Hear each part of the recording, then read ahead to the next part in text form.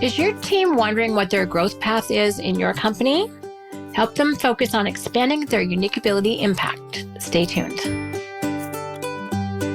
Hi, Shannon Waller here, and welcome to Team Success. So I wanted to share one of my recent things that I said that had a big impact on the audience that I was coaching. So this was a fabulous company, been involved with Coach for a very, very long time, incredibly entrepreneurial. They know themselves. They're just an absolute joy to work with. But I said something that was really kind of fun that really hit them, because one of the challenges in an entrepreneurial company is, what is the growth path? It's not a hierarchy. It tends to be more like concentric circles, and you're involved in different projects with different people on different teams. It can be really tough to tell, how do I move up? How do I get better? How do I improve, my contribution and get rewarded for that? So what I had said was, what you want to do is expand your unique ability impact. And people kind of went, oh, and I was like, this might be good to talk about some more. So that's why we're having this conversation today. Because it can be incredibly challenging to figure out how to grow. And it is a little bit mysterious sometimes. But instead of looking at the hierarchy and how you conform to how you move up the ladder, checking whether or not the ladder is actually against the right wall, as the expression goes, can be tough. It can be really interesting to navigate in an entrepreneurial company, because we're kind of making things up as they go along. Opportunities might come all of a sudden because a marketplace need or demand. It's not necessarily predictable. Things can also go away almost as quickly. So there's a lot of moving parts, and it can be really tough to navigate that if you are looking for a straight path. Now, we already know that working with entrepreneurs requires a different type of mindset, which is a good thing. And frankly, as far as I'm concerned, a ton more opportunity for growth, advancement, development, compensation, all the good things. You just have to get there differently. So let's talk about expanding your unique ability impact. What exactly does that mean? So let's go to the basics of the definition of unique ability per strategic coach, because it's our term.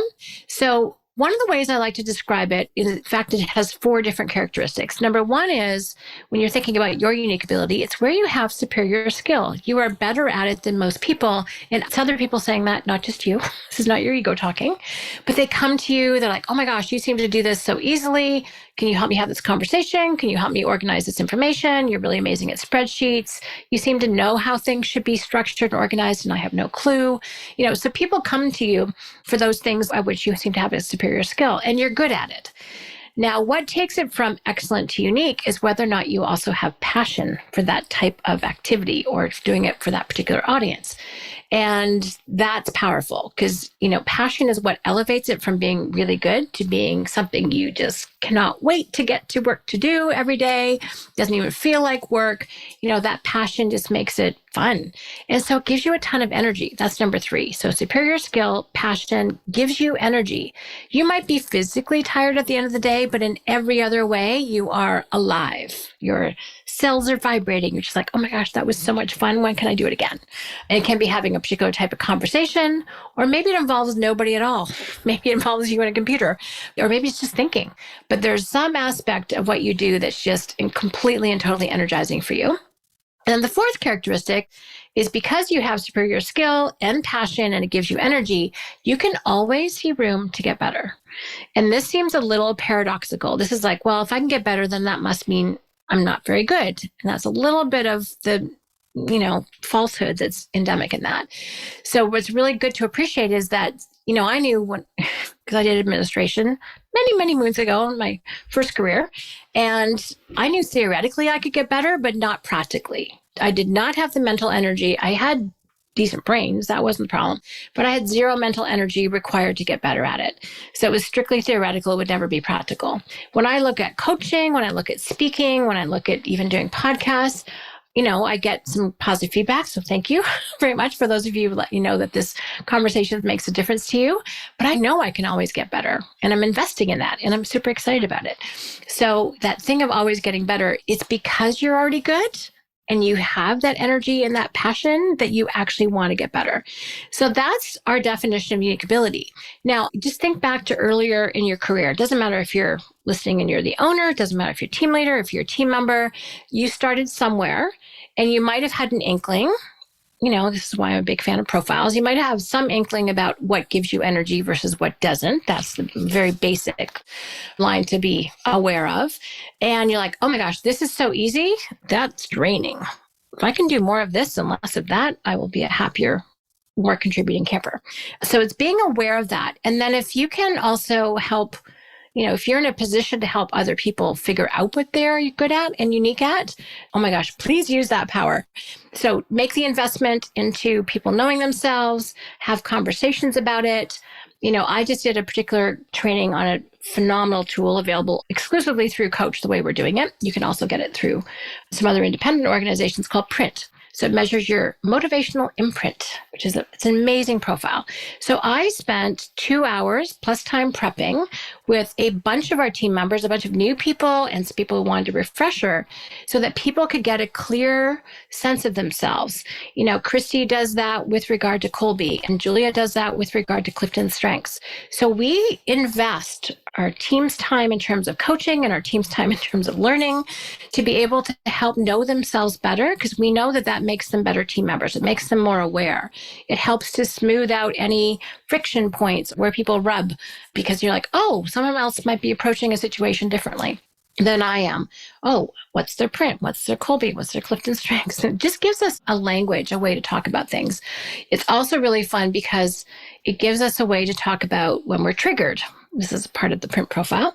By the way, if you're interested in this and you're in Coach, then by all means, check in with your program advisor. We can let you know how to do this. If not, you can check out the Paul Hertz group, because they're the ones who created this amazing profile and it can help you. So the information is in the show notes in terms of being able to do a deeper dive for yourself. But it's so fabulous to know this is the kind of thing that triggers me. This is the kind of thing that might trigger you. How can we work better together? So the more that people know themselves, obviously profiles is one way, but experience is another. We all have life experience that we bring into any role that we're engaged in. And so just knowing the type of work you've experienced, the type of people you're really good to work with, what takes you out of your best self, what supports you in staying in best self. So we know those things just through throwing ourselves against the world and seeing what sticks. Is how I like to talk about it, especially with my kids. And then after a while, you're like, oh, if I could do more of this with this audience, I could expand my unique ability impact. And that's what we're talking about. So this means you can go from early days, for me at least, selling Strategic Coach, to coming up with the idea for the Strategic Coach team programs, to designing those workshops and coaching them, to actually then working with other coaches who also coach it, then started working with our clients in terms of, I was already working with them. I've actually always been coaching our clients as soon as I started working with Coach, to keep them in the program and to find out what was best for them. But, doing that to expand to weekly planning calls and then monthly booster calls. And now the 10X bootcamp workshops and, on-sites. And now I do speaking as well. So it's just fun where I can take what my talents are, also being very clear what they're not and what kind of support I need to be successful, and just look at the bigger and bigger stages, literally, as well as figuratively, that I can be on that contributes to the greater Strategic Coach whole. So that's really powerful. Now I've been doing this for, be 31 years in July. So since 1991. And it's fun to see just how can I keep growing my unique ability? Now, do I want to grow myself in an area that's not my unique ability? Not really. I really like how Gallup, Clifton Strengths, talks about it. They're like, if you have any weaknesses or non-strengths, you want to do what's called damage control. You want to get adequate enough at it that it's not sabotaging your strengths. And as soon as you're adequate or okay, do not invest another second, do not invest another penny. Go back to focusing on developing your strengths. And I love that mindset because it's completely congruent in alignment with Strategic Coach's value system, which is focus on your strengths, not your weaknesses. If you focus on your weaknesses, all you'll have after a long period of time is really strong weaknesses. What's the value of that? It makes way more sense to help each person really grow and develop their strengths and then partner it up with people who are complementary.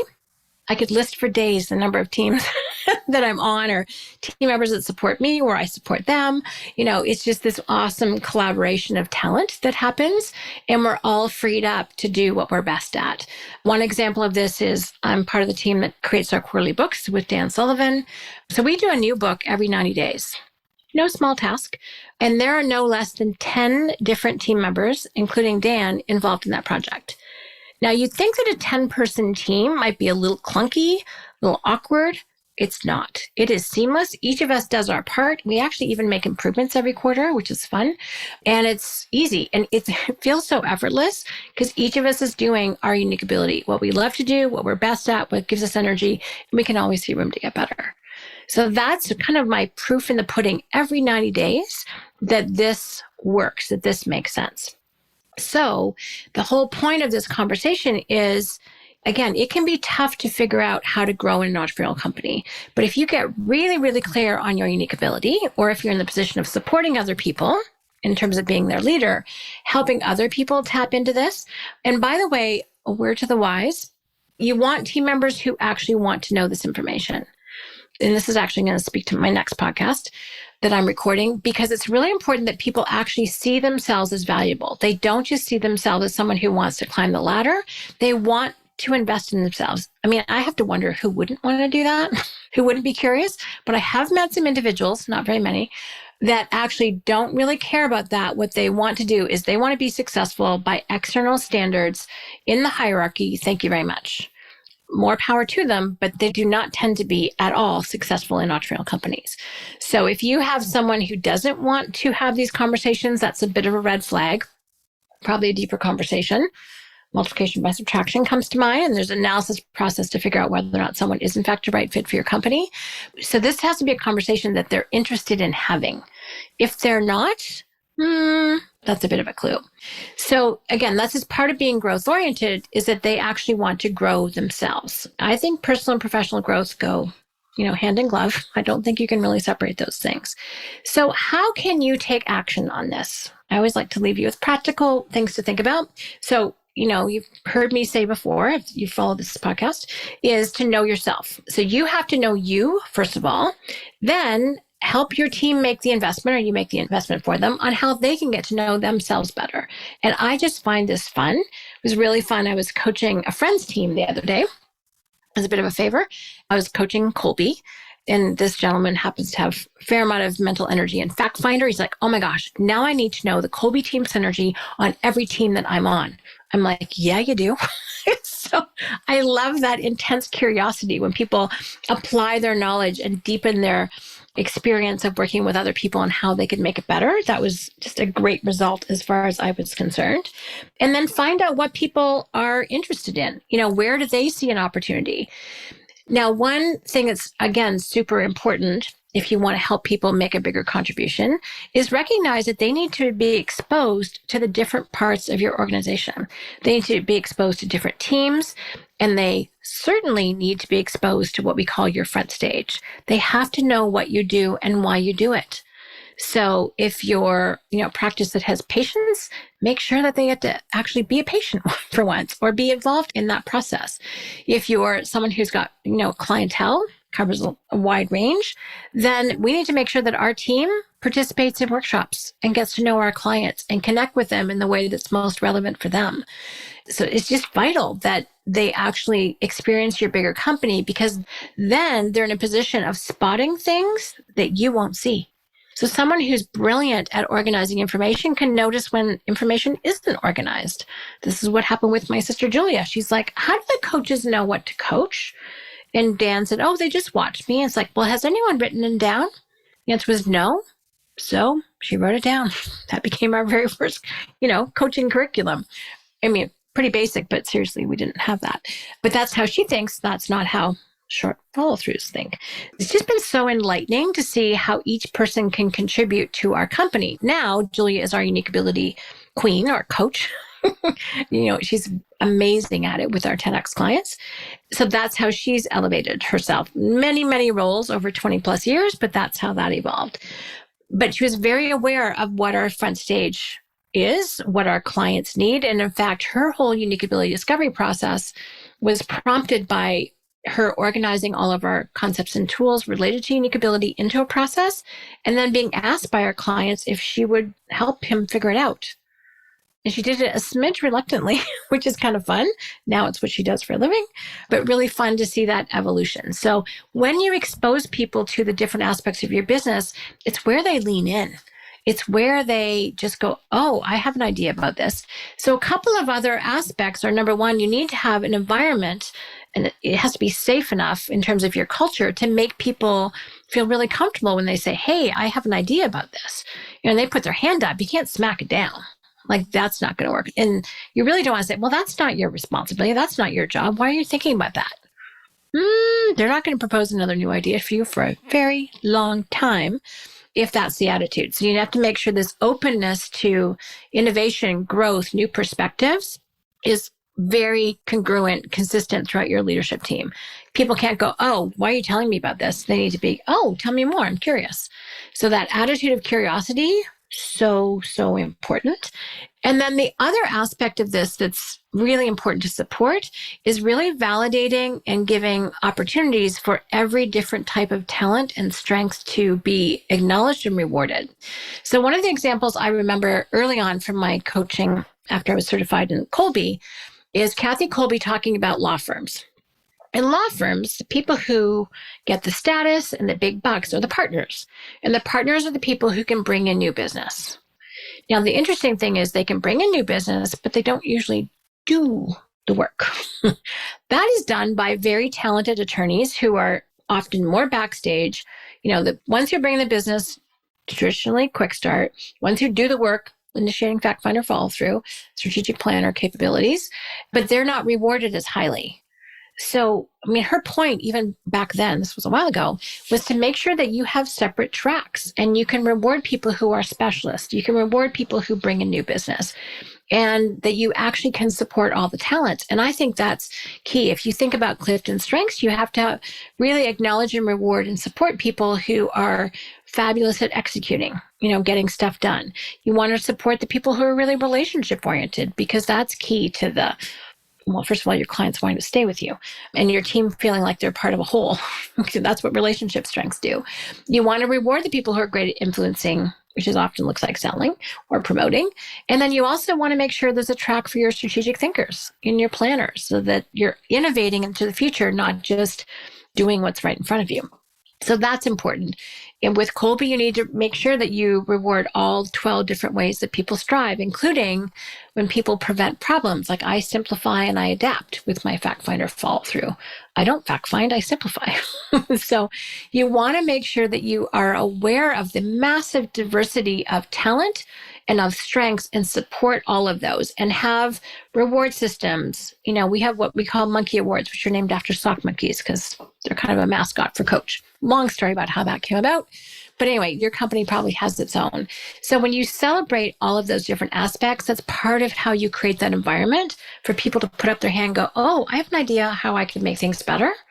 And then you're like, cool, awesome, I want to hear it. Sometimes you can do them, sometimes you don't, but you always want to acknowledge and receive the idea with grace so that even if it doesn't happen, or maybe they don't have all the answers, they don't really have enough of a perspective, they're at least feel heard and listened to and appreciated so that they're going to do it again. Because one of those ideas could transform your business. And maybe that's their thing. Like, often the people who see the holes are the best ones to patch them. This is how Julia ended up doing head of Coach Resource Team for a while. She was the one who saw the need for the system. So that's what she created. So that's just to give you some examples of what happens when people are validated and rewarded for their unique ability. Now, for this to land, it really does have to be, in conjunction with what your goals are. With whatever your value creation is, people have to know how to apply their talents to serve that bigger future that you're creating. So the more you communicate that, the better. And then people will self-select out those less practical ideas.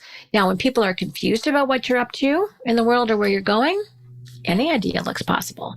So if you don't want to have to do all the sorting, get very, very clear about your future and communicate that to your team and your vision.